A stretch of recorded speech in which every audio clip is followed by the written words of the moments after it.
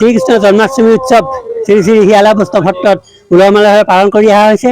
প্ৰতি বছৰে এই সত্ৰলৈ যিসকল ভক্ত আহে তেওঁলোকৰ এটাই কথা যে যি মনোবাঞ্ছা লৈ এই সত্ৰলৈ আহে সেই মনোবাঞ্ছা পূৰ্ণ হয় আৰু সেইকাৰণে বছৰ বছৰ ধৰি ইয়াত মানুহৰ জনশ্ৰুতি অগণনভাৱে চলি আছে।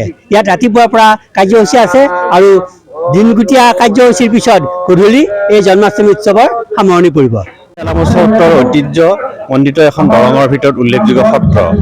এই সত্ৰখন একাদশ শতিকাৰ ধৰ্মদেৱ বিপ্লৱীয়ে প্ৰথমতে বৰদৌলগুৰিত তেওঁ সত্ৰ প্ৰতিষ্ঠা কৰিছিল।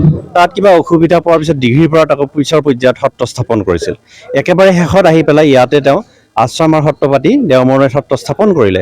আৰু তেওঁ যেতিয়া বাহিৰলৈকে ধৰ্ম প্ৰচাৰৰ কাৰণে গৈছিল সেই সময়ত তেওঁৰ প্ৰথম পত্নীৰ সন্তান নাছিল, দ্বিতীয় পত্নী অন্তঃসত্ত্বা আছিল।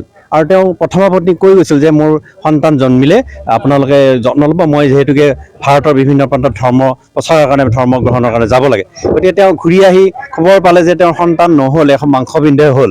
আচলতে দুয়োগৰাকী পত্নীৰ মাজত এটা ভিতৰুৱাকৈ কণ্ডলৰ সৃষ্টি হৈছে, যাৰ কাৰণে প্ৰথম পত্নীয়ে সন্তান নজন্মা বুলি ক'লে আৰু সন্তানটি কেৱল মাংসপিণ্ডহে জন্মা বুলি ক'লে। এতিয়া আমাৰ এই যিটো পৰম্পৰা সেই পৰম্পৰা মতে আমাৰ এই সত্ৰত প্ৰতি বৰ্ষতে শ্ৰীকৃষ্ণৰ জন্ম উৎসৱটো আমি উদযাপন কৰি আহিছোঁ।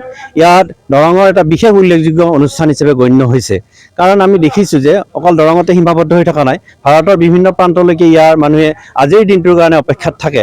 তেওঁলোকে ভোগ নিবেদন কৰে, নৈবেদ্য নিবেদন কৰে, বহুতে অনলাইন যোগে যোগাযোগ কৰি আছে।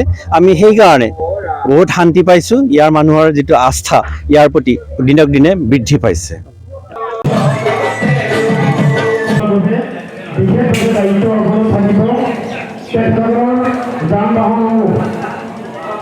এটা নিৰ্দিষ্ট ঠাইত সুচাৰুৰূপে ৰাজহুৱা বাতৰি সেৱা কৰিছে। আজি এই কাৰ্যসূচী যিসকল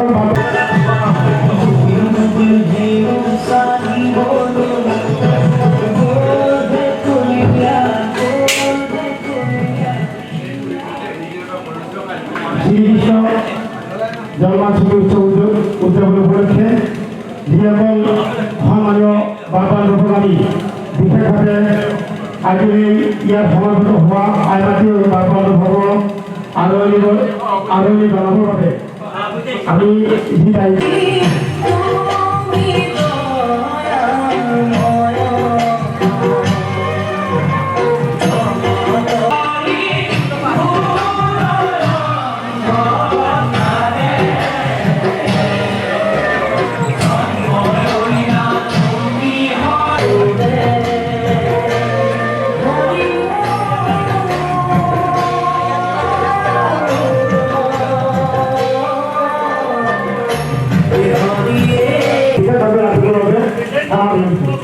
আৰু আজি এই দিনজোৰা কাৰ্যসূচীত সমবেত হোৱা তেখেতসকলৰ যান বাহনসমূহ আমি এটা নিৰ্দিষ্ট স্থানত ৰাখিবৰ বাবে বিনম্ৰতাৰে আমি অনুৰোধ জনাইছোঁ।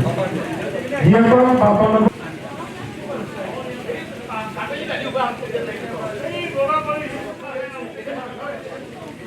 আজিৰ এই শিয়ালা বৈষ্ণৱ